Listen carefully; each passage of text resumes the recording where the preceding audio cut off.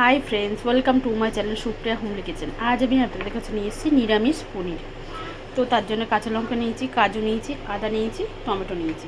এগুলো সব মিক্সার মেশিনে আমি পেস্ট করব। সব এক এক করে তুলে দিই।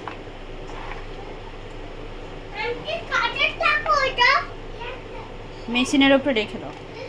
এটা এবার পেস্ট করে ফিরছি।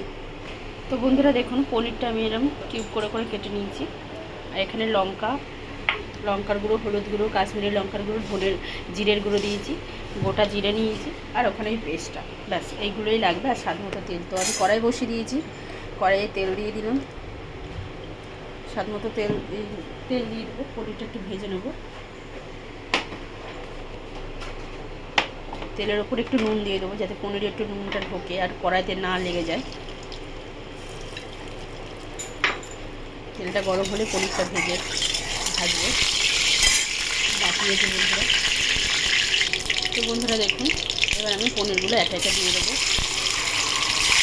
তো আমার এটা 2-3 দিনের পনির। আপনারা চাইলে এটা নাও ভেজে কাঁচা রান্না করতে পারেন। আমার 2-3 দিন ঘরে ছিল বলে আমি 2-3 দিন ওই জন্য আমি ভেজে দিচ্ছি। ভালো করে এপিট করে ভেজে নেবো। বেশি ভাজলে আবার পনির একটু শক্ত হয়ে যায়। হালকা করেই ভাজবো, বেশি ভাজবো না বন্ধুরা। ভালো করে ভেজে ফিরছি। তো দেখুন বন্ধুরা, আমার পনিরটা বেশি বললাম না বেশি ভাজবো না, এবার আমি হালকাই ভেজে নেব। এটা তুলে এই জলের মধ্যে দিলাম। এই জলটা অবশ্যই তরকারির মধ্যে যাবে। জলের মধ্যে দিয়ে দিলাম যাতে সফটের ভাবটা থাকে।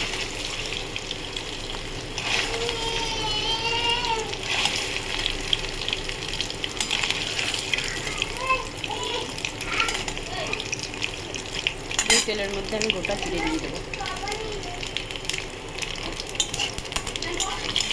জিরেটা হয়ে গেছে। তো এবার আমি মিক্সিতে পেস্ট করা ওই মশলাটা দিয়ে দেবো।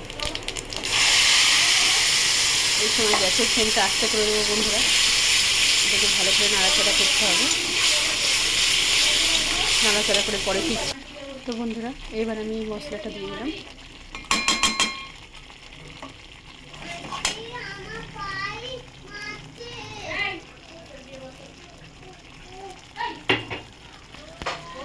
এই মশলার বাটি দিয়ে একটু জলটা ঢুকবে, যদি মশলাটা পুড়ে না যায়। এটাকে কষিয়ে ফিরছি।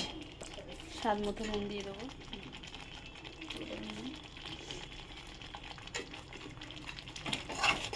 পরে ফিরছি বন্ধুরা।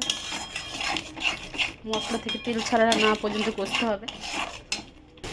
এবার একটু স্বাদ মতো চিনি দিয়ে দেবো বন্ধুরা। দেখুন আমার মশলা থেকে তেল ছাড়তে লেগেছে। চিনি দিয়ে আবার নাড়াচাড়া করে পুরোপুরি ছেড়ে ফিরছি। তো পুরোপুরিভাবে মশলার গন্ধ চলে গেছে বন্ধুরা। এবার আমি এই পনিরের জলটা আর পনিরটা দিয়ে দেবো। তো এটাকে ফুটুক, পরে আবার ফিরছি। গ্যাসটা আসতে দেবো। তো বন্ধুরা, এবার আমি ঢাকনাটা খুলবো। দেখুন আমার পনির পুরো রেডি হয়ে গেছে, পুরো রেডি। এবার আমি পনিরের মশলাটা দিয়ে দেবো। এই মশলাটা আমি পনিরের জন্য বানিয়ে রাখি। আপনারা বললে আমি একবার ভিডিও করে দেখিয়ে দেবো এই মশলা। দেখুন পনিরের মশলাটা দিয়ে দিলাম। আর এর উপর একটু ঘি দিয়ে দিলাম। একটু নেড়ে চেড়ে আবারও ঢাকা দেবো।